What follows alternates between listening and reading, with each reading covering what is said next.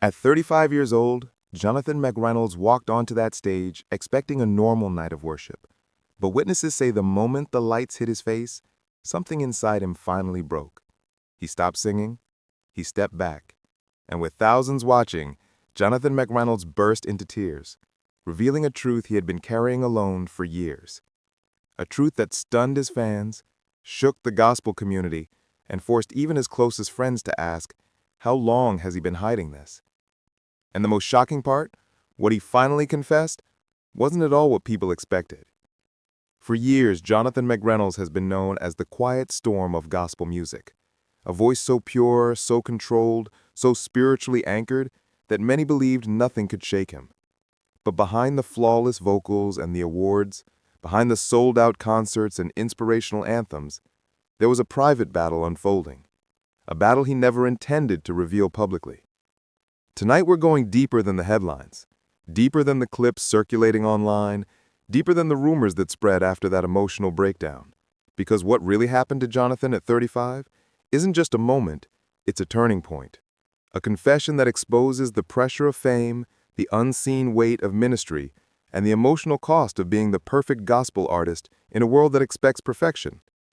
You're about to discover the real reason he broke down that night, the hidden struggle he finally admitted, and the truth that left everyone in the room silent. And trust me, you won't believe what happened next. It was supposed to be a celebration, a packed auditorium, flawless acoustics, and a crowd ready to worship. Jonathan had performed in venues like this hundreds of times, but those who were there that night say something felt different from the moment he stepped onto the stage. His smile looked forced. His voice sounded softer, almost shaky, and for the first time in his career, Jonathan McReynolds looked tired. Not physically tired, emotionally exhausted. He greeted the crowd, adjusted the mic, and tried to start his opening song. But halfway through the first verse, he froze. His eyes drifted upward, as if he was searching for words that refused to come. Then his hands began to tremble. The band looked at him confused. The audience waited quietly, and Jonathan stood there battling a storm no one else could see. Seconds later, he stepped back from the mic. Not dramatically, not with theatrics, just slowly, as if something inside him finally collapsed. Then came the moment that changed everything.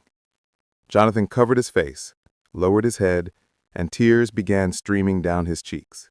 Not silent tears, not a subtle emotional break, a full, uncontrollable release.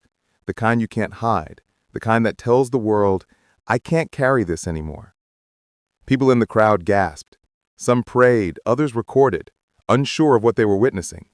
And when Jonathan finally whispered the words that had been clawing at his heart for months, the room went still.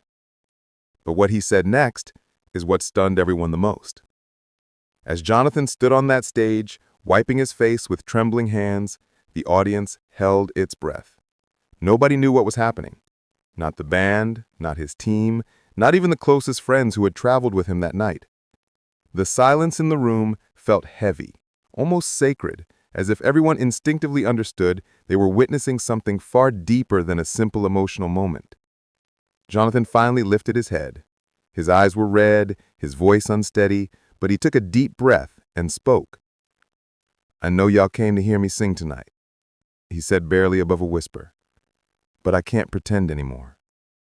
Those words alone were enough to send shockwaves through the room. Jonathan had always been private, disciplined, thoughtful, careful with his emotions. Out of all gospel artists, he was the one people described as put together, unshakable, grounded. So hearing him say, I can't pretend anymore, felt like something foundational was cracking. He paused again, as if deciding how much of his truth he was finally ready to reveal. Then with a shaky breath, he continued. For a long time, I've been pouring out more than I've had. I've been giving, singing, encouraging, while fighting battles I didn't want anyone to see. Some in the crowd nodded. Others closed their eyes, silently praying for him. But even then, no one was prepared for what he admitted next. Jonathan took a step forward, gripping the mic stand as if it was the only thing holding him upright. There are days I've questioned my purpose. Days I've questioned if I can keep doing this. And I've been dealing with something that's been breaking me down quietly, something I thought I could carry alone." More tears fell. The band lowered their instruments. Even the security guard stopped moving. Everyone felt that whatever he was about to say would change how people saw him forever. Then, with every wall finally lowered, Jonathan revealed the truth he had hidden for years, the struggle he had masked behind awards, performances, and perfectly crafted albums. And when the words finally left his mouth, the entire atmosphere shifted. Some people gasped out loud, some reached for their friends, a few in the back began to cry with him. But this confession wasn't the whole story. In fact, it was only the beginning. Because what pushed Jonathan to this breaking point, the real reason he collapsed emotionally at 35, goes back much further than that night. It goes back to pressure, expectations, personal losses, and a private pain that had been building for years. To understand why Jonathan McReynolds broke down at 35, you have to go back, way back to the years when his career was exploding faster than anyone expected. While fans saw a rising gospel star with a smooth voice, poetic writing, and a humble spirit, very few knew the mental and emotional pressure building behind the scenes. Jonathan didn't come from a family that pushed him into fame. He didn't grow up chasing the spotlight. Everything that happened to him, the awards, the recognition, the global fan base, it all came quickly, intensely, and with a weight he never asked for. He was still young when churches began booking him nonstop, still figuring out who he was spiritually when millions started looking to him for answers. And that became the unspoken burden. Because when your songs heal people, when your words comfort strangers, when your voice becomes someone else's lifeline, suddenly you don't feel allowed to break. People forget you're human. Privately, Jonathan started feeling the cracks years before anyone saw them. Close friends say there were nights he came back from concerts with a heavy silence, the kind that tells you a person is carrying far more than they're saying. He was grateful, yes. Blessed, yes.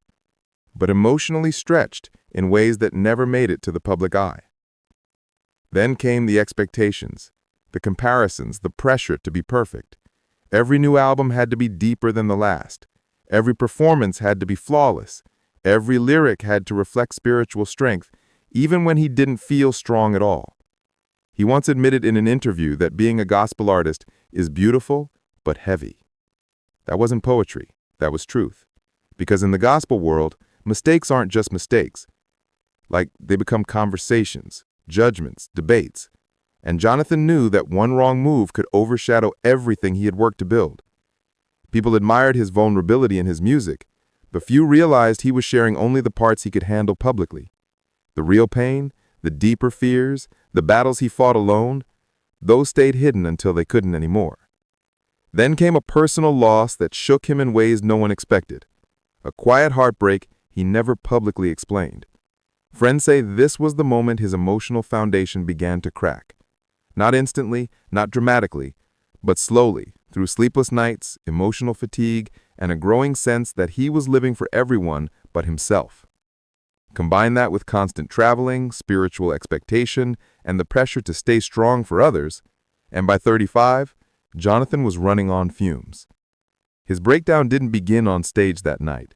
It began years earlier, quietly, privately, in the moments when he told himself, "I'll deal with this later," and later never came.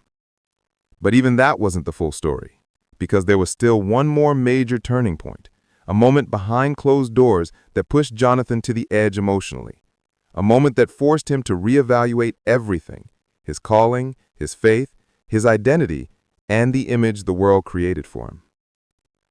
By the time Jonathan entered his 35th year, the pressure he'd been silently carrying had already grown into something heavy enough to affect everything: his creativity, his relationships, his sense of direction, even his faith. But what no one knew was that the months leading up to that emotional breakdown weren't just difficult, they were some of the darkest he had ever lived through. It started quietly. At first, Jonathan began canceling small commitments, not because he didn't care, but because he felt drained in ways he couldn't explain. His friends thought he was just tired from traveling. His team assumed he needed rest. But those who were closest to him later admitted that something about him seemed off. It was the way he moved slower, the way he took longer to respond, the way his once bright, thoughtful eyes started to dim. Then came the moment everything shifted. Jonathan received news, deeply personal news that shook him more than any public rumor, any industry pressure, or any career challenge. Only a handful of people know exactly what it was, but insiders say it involved someone he trusted deeply, someone who had been a quiet pillar in his life, the kind of loss or betrayal that doesn't just sting, it breaks something inside you. It wasn't just emotional, it struck at the very core of his identity. From that day on, Jonathan wasn't the same.